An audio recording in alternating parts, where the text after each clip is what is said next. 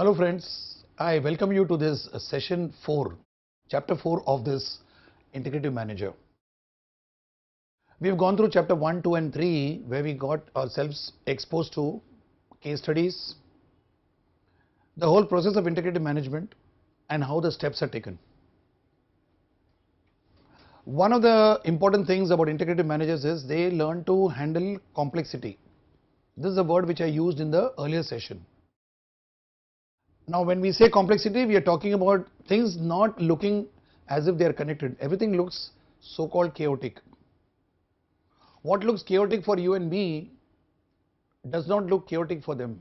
They make a sense out of the chaos. So this particular chapter is dealing with, as the title indicates, dancing through complexity. It is something which they enjoy, like a dance.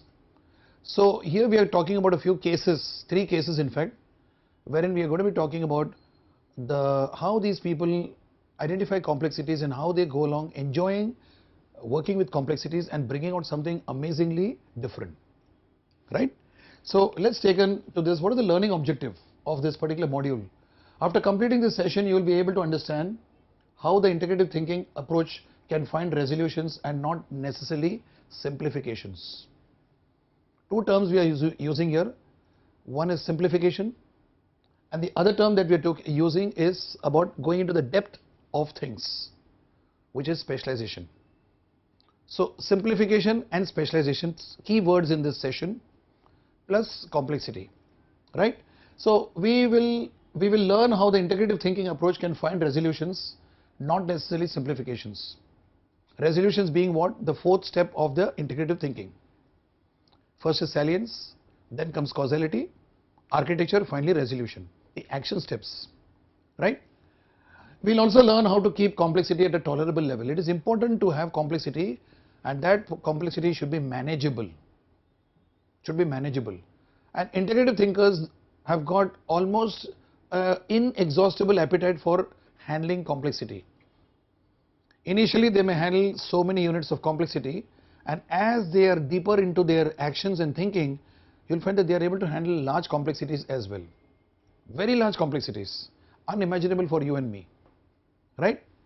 And then how to draw a distinction between chaos and complexity is something we'll understand here, and the holistic thought process of integrative thinkers, the connectedness of each and every component of their thinking process, A, B, C, D, and forming the connection to bring about a meaningful whole, W-H-O-L-E, right? The structure of the whole approach will be have an introduction. Then we talk about shaping resolutions by resisting simplifications. Simple comforts, a topic which is talking about how the whole process flows. Specialization and its discontents. Designing a ride and not a car, real car. Moses Naimer and City TV, a case study. We'll be summarizing it, and finally we'll be coming out with an example. This is how we are going to be flowing with the module. Now let's take the first one, introduction. Whenever we are taking decisions, we tend to simplify and compartmentalize specific processes through the process of specialization, right? Let me give an example. I would like to make, let us say, tea. I've been given an assignment to make tea for say 500 people. 500 people. Now this is a huge population. So what would I do? I will break up the tea making into parts. Somebody will take care of, say, one part of the tea making, let's say buying the milk, sourcing. One person will take care of, drawing the water properly. One will take care of the tea leaves, selection of the tea leaves. This is what basically I'm simplifying the process. I'm simplifying the process. Now I want to ensure that all the 500 people who are going to be having tea would be getting a consistent quality, isn't it? Now to get the consistent quality, what will I do? I will ensure that each of the simplified departments, if I can call it as departments, each of them will have to go specialized to get the best milk, the best water, if I can call it a best water, the best tea which is going with the proper taste of the majority of the 500 people, and so on and so forth. So whenever we take an activity, any activity, we break it up into parts. The breaking up into parts is simplification. And to make the activity a little more pronounced, a little more value added, to make it shine among the rest, to give it a competitive edge, what do? We take one or two or all and go deeper into it. One is talking about breadth, spread out, simplification, and specialization is talking about depth, going deeper and deeper into it. A research and development person goes deeper and deeper into whatever he is doing a research on, and that's basically specialization. Simplification will be when a service sector person is handling a customer and he has to handle a lot many things about the customer, about getting business from him, servicing him later, and then attending to his complaints, etc. Then he has to simplify the whole process steps. One by one he has to take. He alone may not take it. He may be giving it to other departments, which are basically nothing but outcomes of simplification. Okay. Now, this affects, what do? We simplify and we compartmentalize certain processes through specialization. That's how we take decision. This affects the resolution we adopt in thinking and action after we have gone through the 3 stages of salience, causality and architecture. What actually should happen is that each of the simplified parts and each of the specialized depths, when they work, they have to keep the larger picture in place. If I am assigned to buy the tea leaves in my example, I must keep the larger picture. What's the larger picture? That 500 people are going to be having tea, and the selection of the tea which I am going to be making matters. In reality, what happens is when we simplify things, each of the simplified parts starts working on its own very efficiently, no doubt. But they do not create linkages automatically with the larger picture. They do not create linkages with the larger picture. That's where the trouble comes. I get so specialized, I simplify organizations working into functional departments. Production, marketing, HR, finance, all these are required simplified form of running the company. Now each of the departments are supposed to be working with focus of their specialization, but with a larger picture of the organization. This does not happen due to many reasons. I am so much into my work, into my area of work, that I tend to isolate myself and create what are called as silos. As a result, by default, more by default rather than by design, I fail to see the larger picture and my contribution to the larger picture. This is an observable fact with many instances, many scenarios. And because it happens in many scenarios, simplification is important. Specialization is also important. But when we resort to these two processes, we tend to miss out on the larger picture. That larger picture is what integrative management is addressing. It is not saying don't simplify. It is not saying that do not specialize. Simplification and specialization are important. But when you are simplifying and specializing, make it a point to know what is the larger picture. Now we are taking, I'll give an example. We are taking this subject to you guys who are listening to me. This subject has come in the form of a textbook written by me. This video lecture which I am delivering right now, and I also take the virtual class online, plus I take the classroom lectures. 4 different ways of putting the subject to you. While I am addressing this particular module to you in front of the camera, I have to be conscious of the larger picture.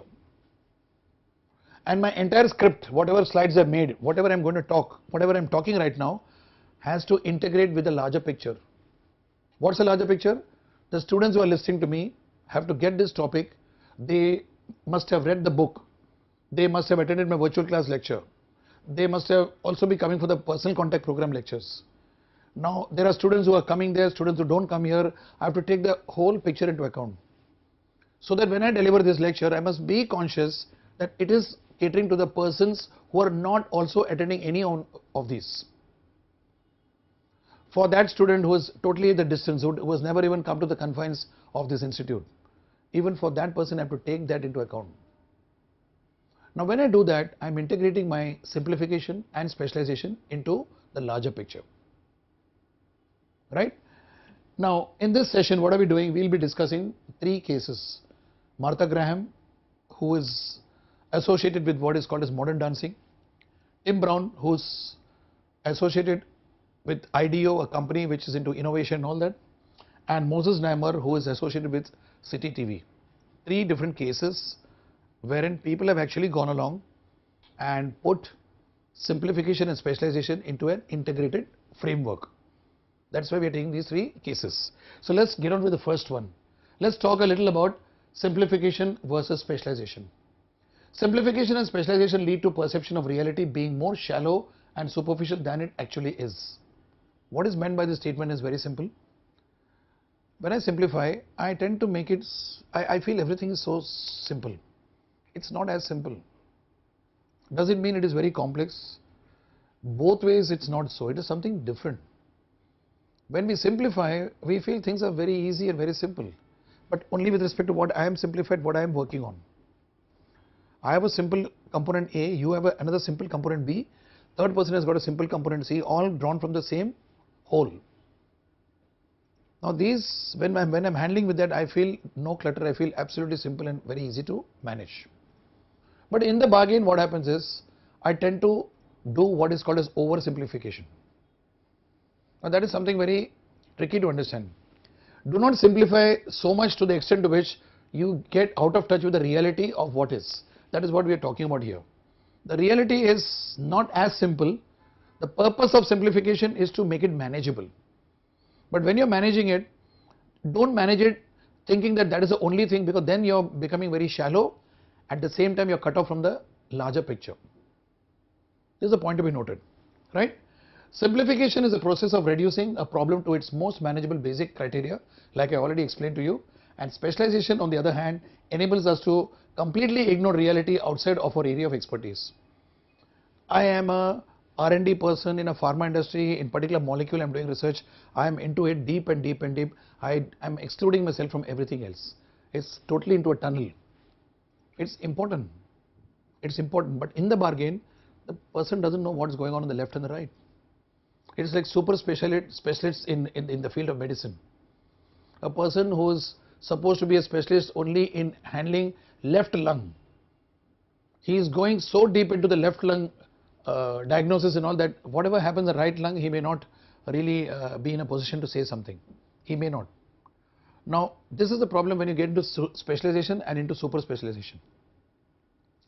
It is required. I'm not saying it is not required, but when you're doing it, are you seeing the larger picture? The specialist doctor might administer some prescription to you for his area of specialization and which is affecting your body. But in the bargain, he may not, or he may not be aware that by giving that particular medicine, it affects the other parts, and he'll say, fine, this is my area, that's it. He might isolate it. If he's an integrative thinking doctor, then he'll say, okay, by giving this medicine, which is my area of expertise, how does it affect the other parts of the body? He may take a holistic picture. But that's not very common. That's not very common, because that is what happens when one is into specialization, right? Taking it further, specialization on the other hand enables us to completely ignore reality outside of our area of expertise. Now both simplification and specialization are coping mechanisms that we employ in the face of organization complexity, but both impair integrative thinking process. We need them, but they come in the way of integrating the larger picture. The net result of simplification and specialization is what? It's a construction of incomplete models of problems, which leads to what Martin calls, Roger Martin, he calls it as the best bad solution, the best bad solution. Consider the number of times when a complex situation has come to you. And as a practicing manager, what you must have done is you must have simplified it.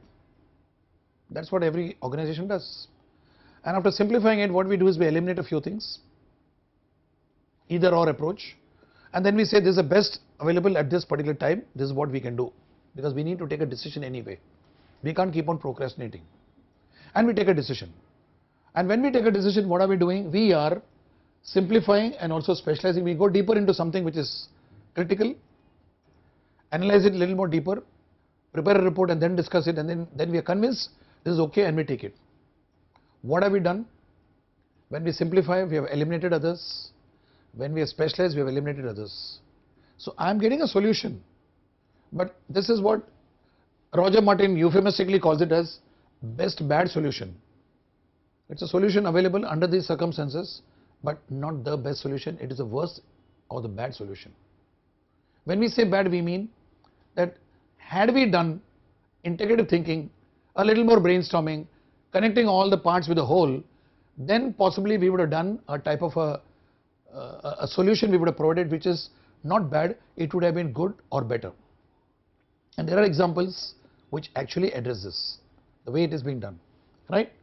Simplification implies breadth, as I told you earlier, while specialization implies depth. Both need to complement each other, both need to support each other. They have to come together hand in hand. If the production people are into numbers in production and the product development people are into developing the product in a very, very detailed manner in line with the customer's requirements, both of them have to come together and so that they integrate and make things faster and better, more efficient, right? Embracing complexity. Integrative thinkers know that in order to construct the best solution to a problem, they must consider a broad range of salience and multi-directional causality. Salience, if I can remind you, it's about what is important for us at this point of time. In that chapter, I have told you that when we take a particular problem which we are solving, certain things become important to us top of the head, and we focus only on that. A little bit of brainstorming, we may get 2 more or 3 more salient points, important points. Now this is what we call it as a broader range of salience. So when you go deeper into your thinking, come out of what is called as a factory setting and start thinking differently, you will come to know certain problems are critical and they are salient at the time of taking a decision. So you get a broad range, and this broad range is essential.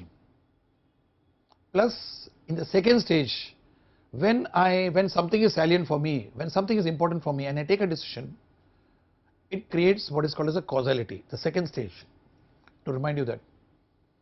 For example, delivering this lecture, I have a salience saying that I have got to make it as easy for you to understand. My salience, one of the salience, I am giving an example.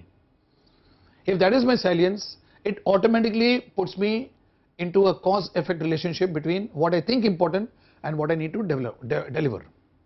So I need to make my script simple, I need to pause, I need to give you some inputs. Now all these things when I do, I am focusing on that one thing which I think is salient. On the other hand, if I start brainstorming and start thinking what are the different other salients which is not coming to my mind now, I make my salience broader. Then what happens is I start getting multiple causalities, multi-directional causalities. Then I may resort to many other things and try to give this whole lecture in a different way, right? So whatever task we guys are doing, we have certain top of the head salience. Certain things are important, so I'll do it this way, and we do it. By default, we have done an either or and eliminated. When we have a broad range, for every additional salience, there will be causalities coming up. So the number of causalities that come to my horizon is pretty large, and that gives me multiple choices, and it also gives me the larger picture. With the result, when it comes to the third stage, architecture, it becomes easy for me to create a type of an action plan which becomes easy for us to implement, taking many things into consideration. And finally, when we come to the resolution, the point of action, things become much more integrated. We may miss out on 1 or 2 things, but through the feedback we can again redesign the salience and the causality and the architecture and come back. And when we do this constantly, what happens to us? We find ourselves getting an integrative thinking process naturally in our brains and also in our actions, right? So integrative thinkers must therefore see complexity as they construct models of reality. They must address complexity, all those various things which are spread around, which to the ordinary eye doesn't make sense. They have to create the connections and make sense to it.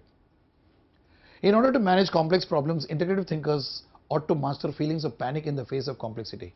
It's very important. This word panic is important. You know, when something becomes too overwhelming, too many things to be done at the same time, multitasking, you know, the great glamorous word we talk about today. Too many tasks are given at the same time, and they are all multi-generic, all different categories. One, you have to make a visit to a customer outside. It's raining, cats and dogs. Second, you have to come back and write a report and submit it by 3 p.m. At 3:30, you are having a strategic meeting with the senior managers. In the evening, after the meeting is over, at about say 5:36, you have to go for a cocktail party. Now, all these things are overwhelming, and everything has to be done. All of them are important. During that time, what happens? There's a time interruption. Some interruptions may come. You may get into some panic situation. And when the panic comes, what does human brain do? It freezes. It doesn't take action, or it takes an action which is very feeble in content and in terms of strength. It will try to escape and come out of the panic situation. So when too many things are there, it becomes overwhelming. These too many things appear to be chaotic, and you find yourself doing these tasks very mechanically. You'll go to the customer, meet him. While you're meeting him, you are conscious about the next thing to be done. So you come running back to the office, and you'll write the report. While writing the report, you remember that there's a meeting at 3:30. That also weighs on your mind. And there's a lot of stress and panic that you go through. If you want to practice integrative management, learn to observe the panic. The moment you observe the panic, you'll say, okay, fine. Then you start making them into small bits. You'll simplify. And when you simplify, each one is a specialized work. Meeting the customer is 1. Coming back and writing a report is 2. 3 is attending the meeting with the senior managers. 4th is going for the cocktail party in the evening. Each one of them has got its own flavor. Now, while you're doing one, you will be able to integrate all of them, and you'll be overcoming the panic situation. How does it happen? Very simple. All the 4 are integrated with each other. They are a part of your job. And when you realize that writing a report is as important as cocktail party, going to the customer is as important as attending the meeting, all those things become a part of your consciousness. And when they become part of your consciousness, what happens? You don't find yourself compartmentalizing them. The trouble comes, panic comes when you compartmentalize. And when you compartmentalize, what am I doing? I am isolating this activity from the next activity or the previous activity. And I am focused only into this. And when I compartmentalize, suddenly I get conscious about the time, I start panicking. Many of us do it. But instead I see the whole thing like a continuum. It's a continuous flow. First thing, meet the customer. After that I have to write a report logically. So everything becomes a flow. When it's a flow, what happens is, I see the connection between activity 1, 2, 3 and 4. And thereby what happens is, they become multi-salient, broader salience. And when they become broader salience, what happens? The causalities of each of them starts integrating with each other. If I go to the customer and the customer is not available at the time when he called me, what should I do next? Causality will come. He is available in some other location, give a conference, give a call to him, talk to him. He'll say, do one thing, let's meet at another place, somewhere in between, so you meet him. Now all these things are of the structured agenda which you have created. An ordinary person, when the agenda changes, he gets panicky. Am I right? We all do that. But when you keep the agenda and you keep yourself flexible, in the eventuality of not meeting this gentleman in the office, what next? Suppose he calls me to another place, what next? How much of time do I have? Now these are things that come to your mind. And when you do this, you will find that you are able to be flexible and quick into action, and that too very resourceful. And when you do this for the first activity of meeting the customer and coming back again, you're writing the report, interruptions are coming, phone calls are coming, you know, those things when they start coming, what will happen is you will be able to further integrate and you'll say, fine, assuming that these interruptions will come, this is how I prepare the report, this is how I'll be sitting and doing the report. You'll take charge. And then you're ready even before the 3:30 meeting takes place. At 3:30 the meeting takes place, you're ready, you know what to talk. You integrate your day's activities in the meeting, so that you don't fumble around and talk only one bit of it in isolation. And then you take it further to the next one in the evening. You get ready, you fresh up, you dress up for the occasion, and you go for the cocktail party. All this is something which most people do, but when they do it, there's a certain amount of stress, panic, and disjointed way of doing it. I've seen it. So all of them are specialists by itself. Each function is separate, but the functions are integrated. You have to see a seamless flow, a seamless flow.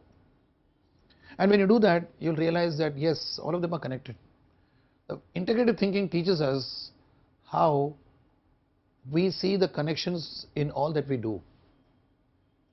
Trust me when I say this, when you see the connection of what you're doing, different activities, all of them are connected, things become very easy for you.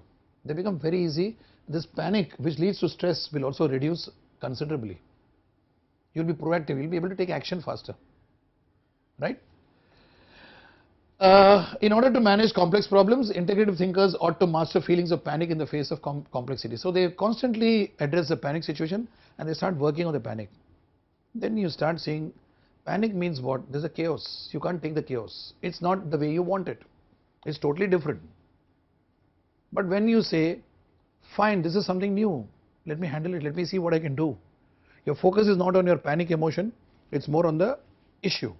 So when you keep doing that, anything that comes new, unannounced, does not create a stress in you. It doesn't, right? So this is accomplished through robust knowledge of the problem. How do I overcome and master the feelings of panic? I must have a pretty good knowledge about the problem. It takes place over a period of time. And then taking responsibility for the problem, setting unyielding standards, very good standards I need to set, standards of excellence, building teams and looking for patterns, connections and causal relationships in order to create holistic architecture that will lead to a creative solution. In other words, we have to get into the practice part of it and keep on doing it as many times.